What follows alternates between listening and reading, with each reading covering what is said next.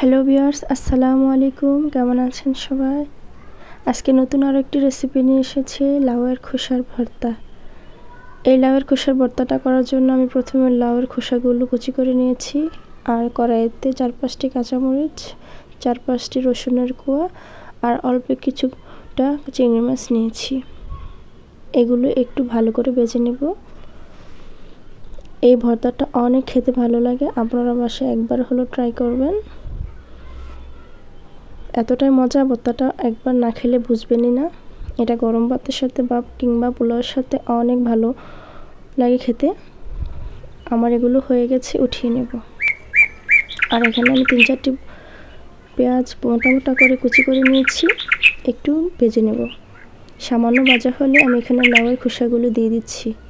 আর চুলাটাকে মিডিয়ামে রেখে ভাজতে হবে, না লাউয়ের খোসাগুলো পুড়ে যাবে, সিদ্ধ হবে না। আর সামান্য একটু লবণ দিয়ে ভেজে নিচ্ছি আর দিয়ে দিচ্ছি ধনেপাতা। এখানে আমি পরে কাঁচা ধনেপাতা ব্যবহার করব না, তাই আগেই দিয়ে দিলাম। হয়ে গেছে আমার ভাজি, উঠিয়ে নিলাম। এবার আমি শিলপাটা এগুলোকে বেটে নেব। আপনারা চাইলে ব্লেন্ডার করে নিতে পারেন, তবে শিলপাটায় বাটলে ভর্তাটা খেতে দারুণ হয়। আমি এখানে এটা বেটে নিচ্ছি, তবে এটা আমি মিহি করে বাটবো না, একটু দানাদার রাখবো। ভর্তাটা দেখতে সুন্দর লাগবে, খেতেও ভালো লাগে। এরকম ভর্তা একদম মিহি করে বাটতে হয় না, আপনারা এভাবে বানিয়ে নেবেন বাসায়। এই যে আমার ভর্তা হয়ে গেছে।